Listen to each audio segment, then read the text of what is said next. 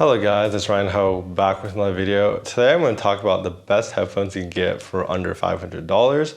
And today we have a kind of a big selection. We're going to go by price point. So like the budget, the $100, $100, $200, and then $300 and up basically. So that's how we're going to break it down. So apparently all my favorite headphones are all black, which is something I've noticed when I put them all on the table. The other thing is I have a lot of studio headphones here as well. And the thing about studio headphones is that they're really good because a lot of headphones don't have good tuning.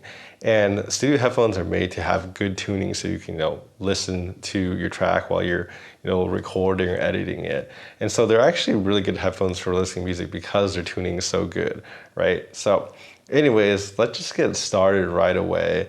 And the last thing I just want to mention too is that open back headphones, like I do like open back headphones, but there's a distinct weakness about open back headphones is that a lot of them don't really have good bass response, in my opinion. They either don't have much sub bass you can hear, and the bass they have in there isn't that good either. And so that's a lot of problems I have with a lot of open back headphones, but we'll talk about some of the ones I do like. Please like and subscribe down below if you guys enjoy my video. It helps me out a lot. Anyways, let's talk about the first headphone, which is the Fifine H8 Studio headphone. Now this headphone is only $36 and it's built rock solid. And besides that this headphone really sounds really good because it's a studio headphone. It actually has a good tuning. So the bass is actually pretty flat. There's maybe a minor emphasis in the bass. And then when it comes to just like the vocals, the mid-range, and for male, female vocalists, and even instruments, they all sound really, really exceedingly natural and it's tuned really well. The only thing I can say is maybe this is a little shouty. And what that really means is that, for like female vocalists, sometimes they kind of sound like they're shouting at you. It's a little forward a little bit, but it's a little minor nitpick to have for a $36 headphone. And yeah, I do think this is probably the best you can get under $100 basically. So yeah, that's that good. Next headphone we have is the Sterling S452. A lot of people are not gonna know what this headphone is. I haven't reviewed this headphone or the Fifine yet, which I will review soon. But this headphone is actually made by Guitar Center and it's owned by Guitar Center. And it's actually a really good studio headphone as well.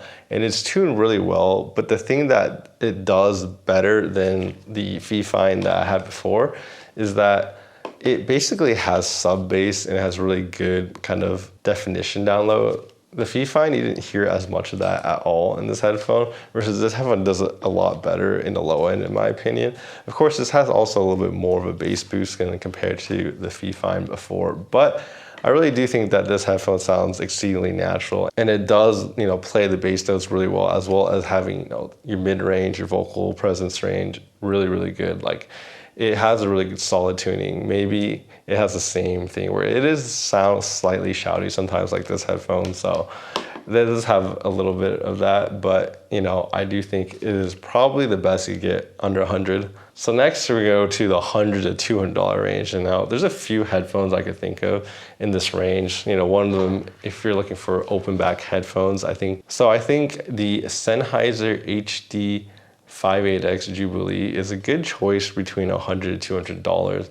This headphone is an open back headphone and it has a really good tuning for open back headphone. You get actually bass and sub bass notes as well as treble, and I do think it's a pretty balanced headphone. The only thing is I do wish the resolution and the speed on this headphone was a little bit better, but when it comes to just open back headphones that are tuned well, I think this is probably one of the best you can get at this price point. Now this headphone, there's also this kind of bigger brother, I guess, of this headphone, which is the Sennheiser HD6XX. I actually think that headphone's tuned better from like the mid-range to the treble. It sounds more detailed as well. The only thing that headphone doesn't have much is bass, so if you don't really care that much about bass and sub bass, then maybe the 6XX is a better choice for you. And obviously there's this Bayer dynamic over here. This is a Tiger 300R. I was considering it, but I just feel like this headphone just isn't tuned good enough to compete with the other headphones, in my opinion, in the price range. But I just had it here to show you guys, right? So I think the last headphone I like in this price range, which I think is the best headphone, is of course another studio headphone.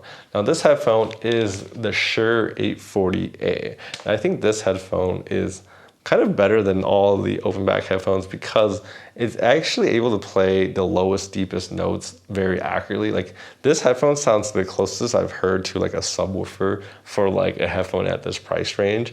And that's really impressive. Like it can play the sub bass notes, the bass notes really well. There's obviously a little bit of a bass boost on this headphone, which makes it sound really good. And then the other thing is like, because like I said, it's studio headphone, when you go up to like the instruments, the mid-range, the male, female vocalists, it just sounds exceedingly natural. And I think this driver just in this headphone in general is very technically impressive headphone. Like I think this headphone really does punch above its weight. And the only thing is that, I mean, I guess the build quality is a little bit plasticky for its price, but honestly, it's a really good sounding headphone, and it's probably my most recommended headphone between $100 and $200. Well, now let's go to basically $200 and up, right? So we have a few headphones that fall in this range. I think one of the headphones that I think is kind of underrated, and it's going to be this headphone. This is the HyperX Cloud Orbit S, or the other headphones that are in this range is the Audiophile Mobius, which is the Bluetooth variant of this, but that one's more expensive. It's like $400 versus this one's like $320. And then there's also the wireless version of this headphone called the Penrose, the Audiophile Penrose, and that one's like I think $250. So that might be the cheapest variant of this headphone. But these headphones I think are severely underrated. Like they sound really, really good because they have planar magnetic drivers inside of them. And then they're kind of using digital tuning to tune the headphones. So they sound really well and very detailed. So these are one of my favorite headphones in the planet. And I just think the only thing is they're kind of built a little bit plasticky, so they can kind of break. There's a lot of issues with that, but they sound really, really good. The other headphone I would recommend is the Sundara. So the Hyphen Sundara is probably one of the best tuned open back planar magnetic headphones like ever made, in my opinion. It sounds so good that I think it's pretty much my choice of Hyphen headphones that I like under $500. And the tuning, it has kind of a flat-ish bass. There's a little bit of a slight bass hump, a little bit warmth in there, but in general, I think it's just a very clear sounding headphone. I mean, if you want like a lot of bass, it's probably not the headphone for you, but it's a very good, clean sounding headphone. If you want to get into that like nice, like hi-fi, audiophile sound, I think the Sundara is a great place to start. Of course, if you go up from the Sundara, there's other headphones like the Hyphen Man Edition XS. I think that's also a good headphone. It has one of the biggest drivers in like the planet. I feel like it really makes it sound like a speaker when you're listening to it. It's very like impressive sounding headphone. Everything sounds really big and like grandiose basically. And I do recommend that headphone if you want to hear something that's very just big and impressive, right? Of course, that headphone does have a little bit of a treble emphasis. So if you're kind of sensitive to too much treble, then maybe that headphone might not be perfect for you. But I do think that headphone is very, very impressive. And then the, I guess, last one is my personal Hyphen HE6 SE V2. This is a Adorama special sale, basically. I think they're now like $450, which is kind of insane for the price. This headphone does require an amplifier. This headphone also isn't as tuned as well as the Sundara. I think the Sundara is tuned better than this headphone. It has better, I think, more bass emphasis, and then it has kind of a better mid-range. This headphone has a very flat bass, so it's not gonna be super exciting. And then the mid-range actually has a pretty big hole in it, so it gives vocalists kind of pushed back look and makes things sound a little bit bigger and wider. But I do think this headphone is, well, my own personal opinion. I listen to this all the time. I do think it's one of the most detailed headphones you can get for the price. So I think it's definitely worth taking a look at, but I don't think it's tuned as good as, even the Shure over here. But it's a very, very nice sounding headphone.